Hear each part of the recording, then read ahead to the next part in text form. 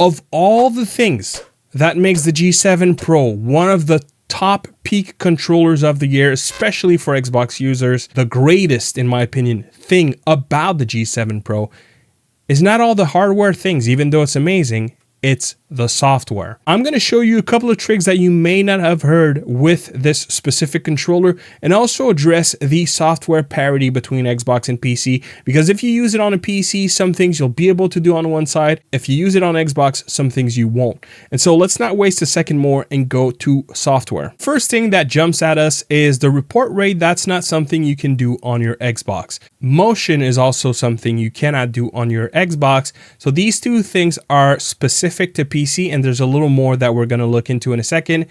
And even though the firmware currently says that it's ready to be upgraded both on PC and Xbox, if you have both a PC and an Xbox, I would suggest that you plug it every once in a while on your PC, because it's not unheard of that PC will get updates before the actual Xbox does, because Microsoft goes through some verification program. So, you know, if you're hearing about people having a newest firmware, you plug it on your Xbox and you don't see it, try doing exactly the same on your PC, and there's a good chance that you'll see it there. Let's put this aside for now. There's a bunch of things that you can do. Vibration. I'm not going to go over the whole settings because I really want to focus on something specific in this video. Triggers, you can address your dead zones independently. Adaptive mode is a pretty OP feature if used right. Motion is specific to PC, so you don't have that on your Xbox, but if you're on your PC, they have greatly improved gyro over time. And then, of course, the tweaking on your sticks. You can address your dead zones, your raw, circular. You have advanced mapping. You can even change the left stick to do the right, do buttons, or do a mouse mode. That is also specific to PC. You won't have that on Xbox. And then last but not least, you can address each and every single button on your controller. And if you click on one, you'll notice here you have advanced settings, which you will also not have on Xbox.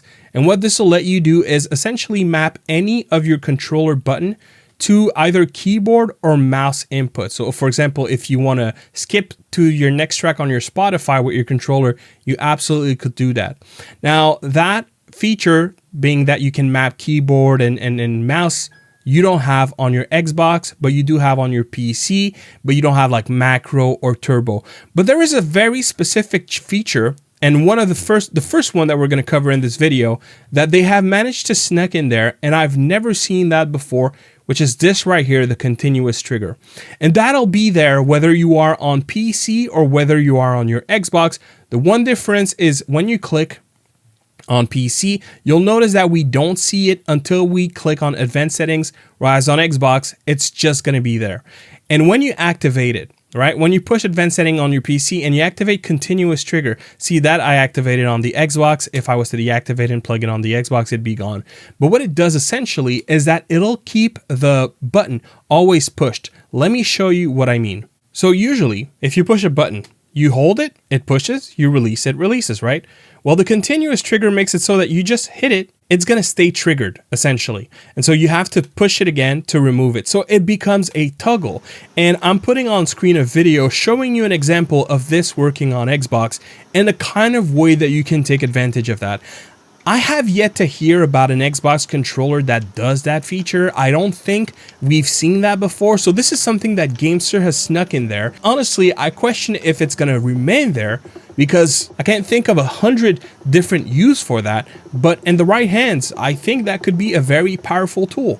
If you push X, for example, well, I push X in this specific scenario, and I've mapped this specific button to do X, but this specific one does X with continuous trigger. So I push it here, it behaves normal, but whenever I push it here, it's a toggle all of a sudden, which means that you can have independent toggles to your extra buttons to keep your regular one normal if you prefer. You don't necessarily have to modify the button itself. And so again, that opens up so many possibilities. And as it's toggled, if I push it, nothing happens. Once I release it, we're back to normal.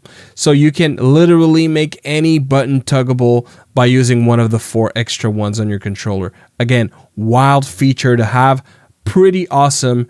Let's continue. Other thing that you have, which It's not unheard of. The Cyclone 2 has that feature, and I covered it in the past, but there is something pretty crazy with it that I'm going to be showing you right about now. So you'll notice here at the bottom, you have something called a shift layer, right? And if we go to our buttons and we map, for example, I don't want a D-pad, I want this to be, let's see, Y, I want this to be X, and I want this to be A, and I want this to be B, exactly as if I had face buttons on my D-pad. So this is something you can do, right?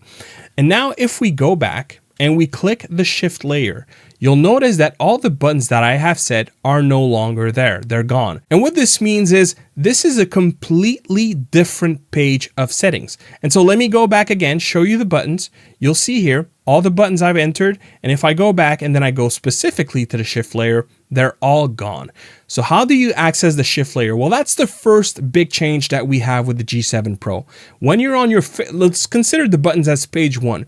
Any of the buttons on your controller, you can now click this little one right here, and that'll give you a shift layer, right? So that's not new. This is something we also have on the Cyclone 2, but this is something that you can now also take leverage on your Xbox. Everything I'm doing right now, you can also do on your Xbox. Now, if you click here, you have the ability to hold to activate or press to toggle. That is new. And here's a crazy thing. So here I'll have hold to activate, right? Which means that whenever I want the controller to push into the shift layer, I will push this little paddle here and my settings, all of my settings will change for the buttons, but even more, we'll look at it in a second. Going back into the app now, if I do the second back button, I also select the shift layer, but this time I want this one to press to toggle. You can do that. And so rather than having to hold it all the time to change the value, as was the case with the Cyclone 2, you can now have one button that you hold to activate and one button that you choose to toggle.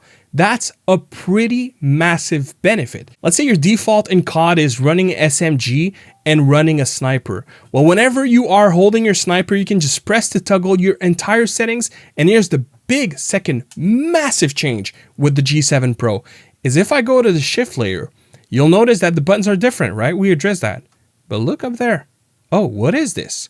You can now change the sticks independently. So your settings, your curve, your trajectory, everything can be unique, specific to the shift layer. So for example, if I do the left stick raw, and I want this curve, and I want this curve for my right stick, and I want, for example, my triggers to have super little anti-dead zone because I want to keep my trigger hot, no matter the reason, that you will define.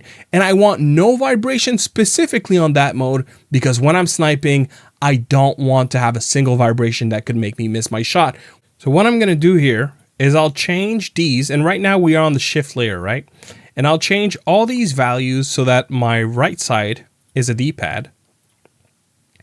And we'll also change the sticks so that I have a lot of anti-dead zone, which means that I'm not going to be able to get in between 0 and 50%. And this will be only specifically when I'm on the shift layer. And now if we have a look at the controller, it behaves as you'd expect, except for the main page, number 1 page. Now, if I push the D-pad, it does the face buttons. So I put this button, hold to activate, right? And so if I hold it, it now does the D-pad. But if I let it go, it goes back to what page 1 was.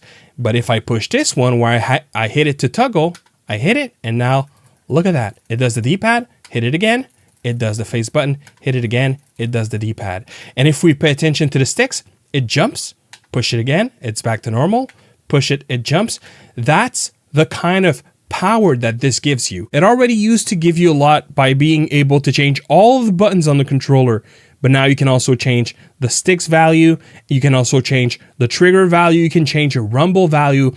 Essentially, the shift layer is the equivalent of having one controller, having a second one, unplugging it, and literally plugging it into the other controller, except that you can do all that at the push of a button or while holding a button.